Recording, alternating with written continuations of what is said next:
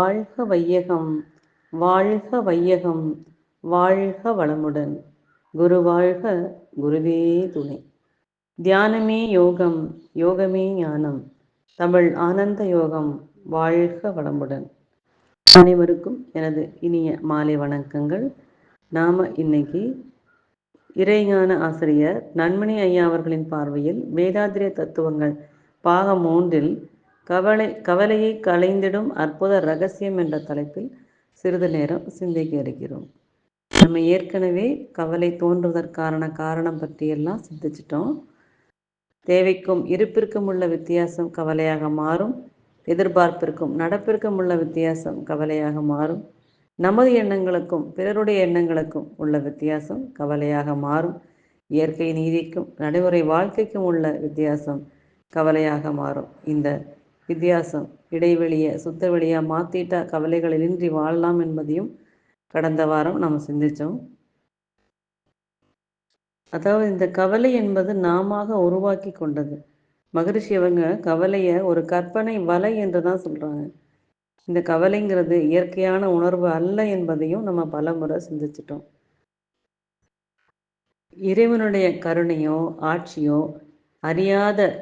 தெரியாத மனிதனுக்கு மட்டும்தான் கவலை வரும். ஏன்னா எந்த ஒரு உயிரையும் படைப்பதற்கு முன்னரே அதற்கு வேண்டிய எல்லாத்தையுமே முதல்ல படைச்சிட்டு தான் அந்த ஜீவனையே இறைவன் படைக்கிறார். மகரிஷி அவர்கள் அருளிய வாழ்க்கை தத்துவங்களில் உள்ள தேவைகள் 3 நன்றாக உணர்ந்து கொண்டால் இருப்பதை கொண்டு சிறப்பாக வாழ முடியும். இந்த 3 குறை இருந்தால்தான் உண்மையான கவலையாக இருக்கும். கவலை ஏற்படாமல் இருப்பதற்கு ஒரு வழி இருக்குது. எந்த ஒரு விளைவு வந்தாலும் இது கர்ம வினையின் அடிப்படையில் தான் வருகிறது என்ற புரிதல் வந்தாலே கவலை வராது. அப்படியே அது கவலையாக மாறிவிட்டால் அதை எப்படி நாம் ஒழிப்பது என்பதை பற்றி நாம் இப்பொழுது சிந்திப்போம். நமக்கு வரக்கூடிய கவலைகளை 4 வகையாக பிரித்துக்கு சொல்றாரு மகரிஷி அவர்கள்.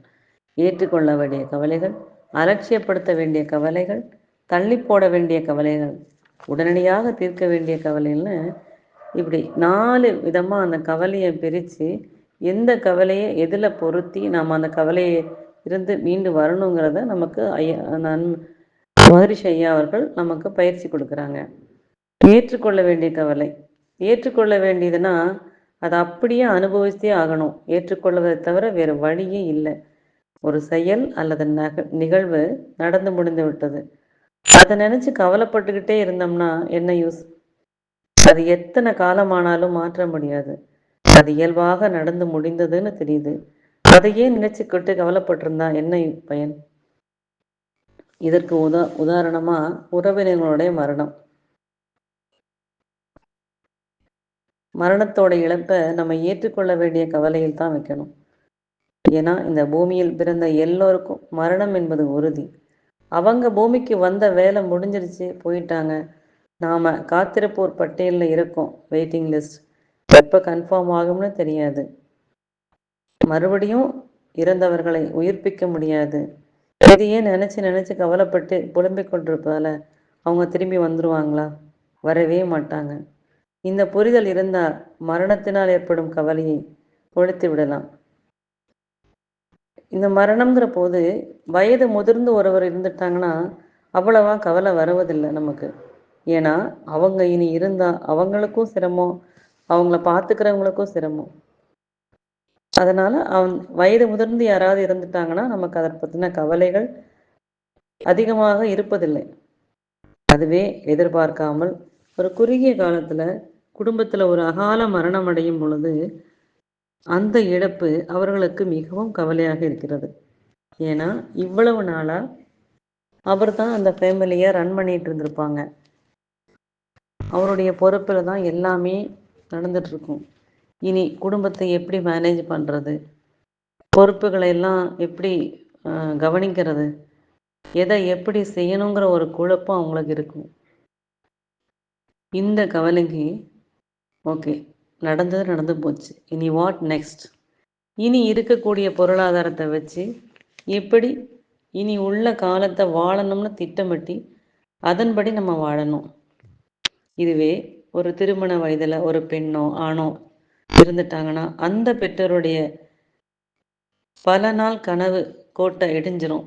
இதை எப்படி எடுத்துக்கலாம்னா, கர்ம வினை, அவர்கள் போய்விட்டார்கள், இனி அழுது புரண்டாலும் அவங்க வரப்போறதில்லை.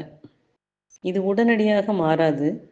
ஆனால் காலத்தால் இந்த கவலையை சரி செய்து கொள்ள முடியும். நம்ம பிறந்த இத்தனை ஆண்டுகளாக எத்தனையோ கவலைகள் நமது வாழ்வில் வந்து போய்விட்டன. அன்னைக்கு அந்த நேரத்தில் நமக்கு கவலையாக இருந்ததே, 10 ஆண்டுகள் கழித்து அது கவலையாக இல்லை. ஸோ எந்த கவலையாக இருந்தாலும் பிடிச்சு வச்சு தேக்கி வச்சுக்காம அதை ஆறு போல ஓட விட்டுறணும். இந்த நேரத்தில் எனக்கு ஒரு கவி ஞாபகத்துக்கு வருது. பெற்றோர் வைத்த பெயரும் பிணமென்று ஆகிறது, விரும்பி உடுத்திய துணியும் கந்தலென்று ஆனது, பாடுபட்டு சேர்த்த சொத்து வாரிசிடம் போகுது, கூடி வாழ்ந்த மனைவி கூடவா சாகுது, ஓடி ஓடி உழைத்த உயிர் உயிரற்று கிடக்குது, உயிரை கொடுத்து காப்பேன் என்றதெல்லாம் ஊமையாகி நிற்குது, நீ இருந்த உலகில் அவன் தந்த உடலில் சொந்தம் என்பது ஏதடா, தங்கி போக்கும் வழிப்போகன் நானடா. ஆமாம், இந்த உடல் நம்மளுடையது அல்ல, இது நமக்காக இறைவன் கொடுத்தது. இந்த உடல் விட்டு உயிரை பிரியும் போது அந்த இழப்பையும் நம்ம ஏற்றுக்கொள்ள தயாராக இருக்கணும். அதே போல் ஒரு ஆக்சிடெண்ட்டில் உறுப்புகள் ஏதாவது இழந்து விடுறோன்னா, எனக்கு ஏன் இப்படி நடந்துச்சு, நான் பார்த்து கவனமாக தானே வண்டி ஓட்டுனேன், கவனமாக தானே ஒர்க் பண்ணேன், எனக்கு ஏன் இது நடந்ததுன்னு மீண்டும் மீண்டும் கவலைப்பட்டு உடல் நலத்தை கெடுக்காம அதை அப்படியே ஏற்றுக்கணும். ஏதோ ஒரு காரணம் இப்படி நடந்துருச்சு, இனி அந்த உறுப்பு இல்லாமல், ஃபார் எக்ஸாம்பிள் கால் போயிருச்சுன்னா செயற்கை கால் வச்சுட்டு வாழ முடியுமா அப்படிங்கிறத நம்ம பார்த்துட்டு அதற்கு தகுந்த மாதிரி வாழலாம். இல்லைன்னா அதற்கு மாற்று ஏற்பாடாக எதையாவது செய்து இந்த கவலையையும் நம்ம ஏற்றுக்கொண்டு அதற்கு தகுந்த மாதிரி வாழ முயற்சிக்க வேண்டும். அதே மாதிரி ஒரு குழந்தை, ஒரு ஸ்பெஷல் சைல்டு, இல்லைன்னா போலியோ இளம்பிள்ளை வாதத்தில் ஒரு குழந்தை பிறந்துருச்சுன்னா வாழ்நாள் முழுவதும் இதை நினச்சி கஷ்டப்பட்டு நம்மளுடைய கவலைப்பட்டு நம்மளுடைய உடல்நலத்தை கெடுத்துக்காமல் அந்தந்த காலகட்டத்தில் அந்த குழந்தைக்கு தேவையான அனைத்தையும் செய்து வச்சுட்டு நம்ம சப்போர்ட்டாக இருக்கிறது தான் நல்லது. அதே மாதிரி இந்த பூகம்பம், சுனாமி, புயல், மழை, வெள்ளம் போன்ற பேரழிவுகளால் வரும் கவலைகளையும் நம்ம ஏற்றுக்கொள்ள வேண்டிய கவலையை தான் போடணும். நிறைய பேர் கடன் வாங்கி கார் வாங்கி வச்சுருப்பாங்க, அந்த ஃப்ரிட்ஜு, வாஷிங் மிஷின், இது மாதிரி நிறைய பொருள்கள் வாங்கி வச்சுருப்பாங்க. எல்லாமே பெருவெள்ளத்தில் போயிடும். அப்படி தண்ணியில் போச்சுன்னு கவலைப்பட்டு என்ன பண்ணுறது? அரசாங்கம் அவங்களுக்கு முன்னெச்சரிக்கை நடவடிக்கையாக இந்த மாதிரி மழை வரும், வெள்ளம் வரும் அப்படிங்கிறதெல்லாம் சொன்னாலும் தன்னுடைய அலட்சிய போக்கால் அவங்க அதை உஷாராக இருந்திருக்க மாட்டாங்க. ஸோ அந்த மாதிரி கவலைகளை எல்லாம் நாம் ஏற்றுக்க தான் வேணும். இதே தான் அந்த விவசாயத்துலேயும் இது மாதிரி தான் பேரிழப்பினால் வர்ற நஷ்டங்களை ஏற்றுக்கொள்ள தான் வேண்டும். அடுத்ததாக அலட்சியப்படுத்த வேண்டிய கவலை. இது பெரும்பாலும் சமுதாயம் நம்மை பற்றி கூறக்கூடிய குறைகளாகத்தான் இருக்கும். சமுதாயம் ஒருவர் செய்யும் நல்ல காரியங்களை அவமானம் செய்யும். நம்மளுடைய உடல் உருவமைப்பு பார்த்து அவங்க குட்டையாக இருக்காங்க, நெட்டையாக இருக்காங்க, கருப்பாக இருப்பாங்க, குள்ளமாக இருப்பாங்க, இப்படி எதையாவது சொல்லிக்கிட்டே இருக்கும். நம்மளுடைய பொருளாதார நிலைமையை பார்த்து, நம்மளுடைய வசதியின்மையை பார்த்து, இப்படி இந்த சமுதாயம் நம்ம குறை கூறிகிட்டே தான் இருக்கும். இதற்கெல்லாம் நம்ம செவிமடுத்தால் கவலை தான் வரும். 5 விரல்களும் ஒரே மாதிரி இருக்கிறதில்ல. 5 விரல்களுக்கும் தனித்தனியான தன்மைகள். இப்போ கட்டை விரல் செய்கிற வேலையை ஆள்காட்டி விரல் செய்ய முடியாது. அதனால் இந்த உறவுகளுக்காகவும் சமுதாயத்திற்காகவும் நம்மை மாற்றிக்கொள்ள வேண்டிய அவசியம் இல்லை. குறை சொல்லுவவங்கெல்லாம் தங்களுடைய அறியாமையால் சொல்கிறாங்க. நமது ஆசான் நமக்கு அருளிய வாழ்க்கை தத்துவங்களை நன்கு புரிந்து அதன்படி வாழ்ந்து கொண்டிருக்கிறோம். இதற்கு நன்மணியாகவும் நமக்கு மிகப்பெரிய தூண்டுகோலாக நமக்கு சிந்தனைகளை கொடுத்து நம்மை செயல்மாற்றம் ஏற்படுத்தி கொண்டு உள்ளார்கள். எனவே சமுதாயத்திற்காக நாம் நம்மை மாற்றிக்கொள்ள வேண்டிய அவசியம் இல்லை. நம்மை பற்றி புரிதல் இல்லாத இந்த சமுதாயத்தை நாம் தான் அலட்சியப்படுத்த வேண்டும். எல்லார்கிட்டையும் நல்ல பேர் எடுக்க முடியாது. இதற்கு ஒரு குட்டி கதை பார்க்கலாம். ஒரு கணவன் மனைவி சந்தையில் வந்து ஒரு கழுதை வாங்கிட்டு நடந்து வந்துட்டு இருக்காங்க. கொஞ்சம் தூரம் நடந்து வந்தோடனே ஒருத்தர் கேட்குறாரு, ஏப்பா அதான் கழுதை வச்சுருக்கீங்களா, கழுதை மேலே ஏறி உட்காந்துட்டு வர வேண்டியதானே, ஏன் நடந்து கஷ்டப்படுறீங்க அப்படின்னு கேட்குறாங்க. உடனே இவர் வந்து மனைவியை கழுதை மேலே ஏறி உட்கார வச்சுட்டு நடந்து போயிட்டுருக்காரு. கொஞ்சம் தூரம் போனோடனே ஒருத்தர் எதிர்த்தாப்புல வந்த ஒருத்தர் கேட்குறாரு, ஏம்மா ஆம்பளை நடந்து வராரு, பொம்பளை நீ ஏறி கழுது மேலே உட்காந்துட்டு வர்ற, உனக்கு அறிவே இல்லையா அப்படின்னு கேட்குறாங்க. ஸோ இந்த அம்மாவை இறக்கி விட்டுட்டு அவர் ஏறி உட்காந்து போயிட்டுருக்காரு. இன்னும் கொஞ்சம் தூரம் போகும்போது இன்னொருத்தர் வர்றாரு. அவர் கேட்குறாரு, ஏப்பா பொம்பளைய நடக்க வச்சுட்டு நீ ஆம்பளை ஜம்முன்னு கழுது மேலே உட்காந்துட்டு வர்ற அப்படின்னு கேட்குறாங்க. என்னடா இது, எதை செய்தாலும் எதையாவது ஒன்று சொல்கிறாங்க அப்படின்னு 2 பேரும் சேர்ந்து உட்காந்துட்டு போகிறாங்க. இப்போ இன்னொரு ஆள் வரான். அடப்பாவிங்களா, உங்களுக்கெல்லாம் மனசாட்சியே இல்லையா, வாயில்லாத ஜீவனை இப்படி கொடுமைப்படுத்துறீங்களே அப்படின்னு சொல்லி கேட்குறாரு. அப்போது இந்த சமுதாயம் எதையும் அவரவர் கண்ணோட்டத்தில் தான் பார்ப்பாங்க. இந்த சமுதாயத்திற்காக நம்ம மாற்றிக்கிட்டு இருந்தோம்னா நமக்கு பிரச்சனை தான் வரும். இது இன்னொரு நிகழ்வு. சமீபத்தில் ட்ரெயினில் போகும் பொழுது எனக்கு முன்னாடி சீட்டில் இன்னொருத்தர் வந்து அவங்க இடத்துல வந்து சார்ஜ் ஏறுறது இல்லைனோ, ஃபோன் இங்கே சார்ஜ் போட்டுக்கிறேன்னு சொல்லிட்டு சார்ஜ் போட்டு போயிட்டார் அவர். ஒரு 2 நிமிஷத்தில் இன்னொரு ஆள் வந்து அந்த ஃபோனும் சார்ஜ் 2யும் எடுத்துகிட்டு போயிட்டார். அரை மணி நேரம் கழித்து இந்த செல்ஃபோன் சார்ஜ் போட்டார்ல, அவர் வந்து பார்க்கும்போது அங்கே ஃபோன் இல்லை. உடனே அவங்கக்கிட்ட கேட்குறாரு, அந்த பக்கத்தில் இருந்தவங்கள்ட்ட, இங்கே சார்ஜ் போட்டு போனேன், ஃபோன் எங்கே அப்படின்னு. இவர் எனக்கு தெரியாது அப்படின்னா, ஏப்பா உங்ககிட்ட சொல்லி தானே போட்டுட்டு போனேன், சார்ஜ் போட்டு போனேன், நீ இதை பார்த்துக்கிறது இல்லையா அப்படின்னு அவரை பிடிச்சி திட்டுறாரு. இதில் இவரோட தப்பு என்ன இருக்குது? செல்ஃபோனை போட்டுட்டு சார்ஜ் போட்டு போனால் அவங்க ஃபோனை சார்ஜ் போடுறதெல்லாம் நம்ம பார்த்துட்ருக்கணுங்கிறது நம்மளுடைய கடமை கிடையாது. அது எடுத்துகிட்டு போனவர் யாருன்னு நமக்கும் தெரியாது, போட்டவரையும் தெரியாது, எடுத்துகிட்டு போகிறதும் தெரியாது. இந்த மாதிரி தான் இந்த சமுதாயம் வந்து எதையாவது நம்மளை வந்து கவலைப்படுற மாதிரி வச்சுக்கிட்டே இருக்கும். இதையெல்லாம் நினச்சி நம்ம கவலைப்படுறதுனால என்ன யூஸு? அடுத்ததாக இந்த தள்ளி போட வேண்டிய கவலை பற்றி பார்க்கலாம். இதில் மெயினாக இந்த உறவுகள், நம்மளுடைய உறவுகள் பற்றி அவங்கக்கிட்ட நம்ம எதிர்பார்க்கறதுனால வரக்கூடிய கவலையாக தான் இருக்கும். இப்போ நம்மளுடைய வாழ்க்கை துணையோ பிள்ளைகளோ உடற்பயிற்சி செய்கிறதில்ல, உணவு பழக்கங்களை முறையாக சாப்பிட்றதில்ல, சரியான நேரத்தில் உறங்குறது இல்லைன்னு நாம் கவலைப்பட்டு என்ன பண்ணுறது? அது அவர்களாக தானே மாற வேண்டும். அவர்கள் வளர்ந்த அந்த சூழ்நிலை, கருவமைப்பு, அந்த 16 காரணங்கள் நமக்கு சாமி சொல்லி கொடுத்துருக்கா இல்லையா, அதன்படி தான் அவங்களுடைய தன்மை அமையும். நாம் எடுத்து சொல்லிக்கிட்டே இருப்போம், ஒரு நாள் மாறும். இந்த பிரச்சனை எப்படி பண்ணால் how to handle and how to approach, அது எப்படி ஹேண்டில் பண்ணணும் அப்படிங்கிறத நம்ம தெரிஞ்சிருக்கணும். இப்போது நாம் இந்த பயிற்சிகள் எல்லாம் செய்து உடலிலே நோய் உள்ளத்திலே களங்கம் வாழ்க்கையில் சிக்கல் இல்லாமல் இருக்கிறத பார்த்து அவங்களும் ஒரு நாள் வருவாங்க. ஓ, இதெல்லாம் பண்ணுறதுனால, யோகா எக்ஸசைஸ் எல்லாம் பண்ணுறதுனால நோய் இல்லாமல் இருக்கலாம் போல், தியானம் பண்ணுறதுனால இந்த தொடர்ந்து பயிற்சிகள் எல்லாம் பண்ணும் பொழுது நாமளும் வந்து போல்டாக இருக்க முடியும் அப்படிங்கிறத பார்த்து அவங்களே மாறுவாங்க. அது வரைக்கும் நம்ம அதை பற்றி கவலைப்படக்கூடாது. மெயினாக இதில் வந்து திருமணம், நாம ஒரு எதிர்பார்ப்பை வச்சுக்கிட்டு இது இப்படி தான் இருக்கணும், நடக்கணும், பெண்ணுக்கு இப்படிப்பட்ட வரன் தான் அமையணும்னு பெண் வீட்டாரும் தங்கள் வீட்டிற்கு வரக்கூடிய மருமக்கள் இப்படி இருக்கணும் அப்படின்னு ஏகப்பட்ட எக்ஸ்பெக்டேஷன். திருமணம் வந்து அவரவர் கர்மவினையை பொறுத்து தான் திருமணங்கள் அமையும். எப்போ நடக்கணுமோ அப்பொழுது நடக்கும். நாம் அது வரைக்கும் நம்மாலான முயற்சிகளை எடுத்துகிட்டே இருப்போம்னு கொஞ்சம் தள்ளி போட்டு காத்திருக்க வேண்டியது தான்.